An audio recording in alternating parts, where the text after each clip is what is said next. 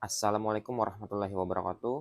Sebelumnya, perkenalkan nama saya Jumadil Kadri, mahasiswa Universitas Islam Kalimantan Muhammad Arsyad Al-Banjari dengan NPM 22060300051, jurusan Teknik Elektro, kelas non-reguler Banjarmasin. Di kesempatan kali ini, saya dapat tugas dari dosen saya dengan mata kuliah Fisika Teknik. Jadi, kali ini saya akan mempresentasikan tentang gaya Lorentz. Oke. Nah, jadi gaya Lorentz itu adalah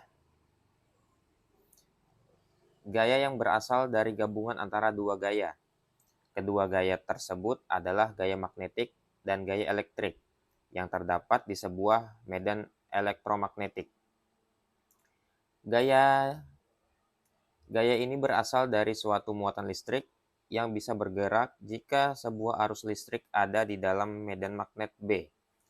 Hadirnya gaya elektrik tentu tidak lepas dari seorang penemu. Gaya Lorentz merupakan salah satu konsep penting dalam fisika, terutama dalam bidang elektromagnetisme. Konsep ini ditemukan oleh fisikawan Belanda bernama Hendrik Lorentz pada akhir abad ke-19 dan awal abad ke-20. Jadi gaya Lorentz ini menjelaskan interaksi antara medan magnet dan medan listrik pada partikel bermuatan. Oke. Jadi ada rumus gaya Lorentz. Pada suatu partikel bermuatan dapat dihitung menggunakan rumus F sama dengan Q dalam kurung E plus V dikali B. Jadi F itu adalah gaya Lorentz yang diberikan pada partikel. Q itu adalah muatan partikel, E adalah medan listrik yang dialami partikel, V adalah kecepatan partikel, dan B adalah medan magnet yang dialami partikel. Kita mengenal komponen gaya Lorentz. Jadi komponen gaya Lorentz itu ada dua. Yang pertama, gaya elektrostatik, yaitu yang diberikan oleh Q dan E, di mana Q adalah muatan partikel dan E adalah medan listrik. Dan komponen yang kedua adalah gaya magnetik, yang diberikan oleh Q dalam kurung V kali B, di mana V adalah kecepatan partikel dan B adalah medan magnet. Sekarang, pengaruh gaya Lorentz pada partikel bermuatan. Jadi gaya Lorentz bisa menyebabkan partikel bermuatan bergerak, melingkar pada medan magnet. Jika medan listrik juga ada, partikel akan mengalami percepatan atau perlambatan dalam arah medan listrik. Gaya Lorentz juga bertanggung jawab untuk fenomena seperti defleksi partikel bermuatan dalam spektrometer, massa dan gerak partikel dalam generator partikel.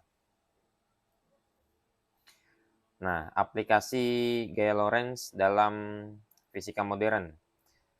Gaya Lorentz merupakan salah satu dasar teori relativitas dan membentuk dasar bagi konsep relativitas khusus Albert Einstein.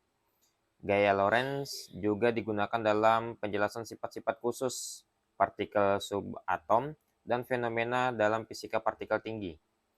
Dalam elektrodinamika kuantum, persamaan gerak partikel bermuatan dinyatakan dalam menggunakan gaya Lorentz. Nah, di sini ada contoh soal perhitungan gaya Lorentz. Sebuah partikel bermuatan listrik dengan muatan Q sama dengan 2C, bergerak dengan kecepatan V 5 meter per second dalam medan magnet B 0,2 T.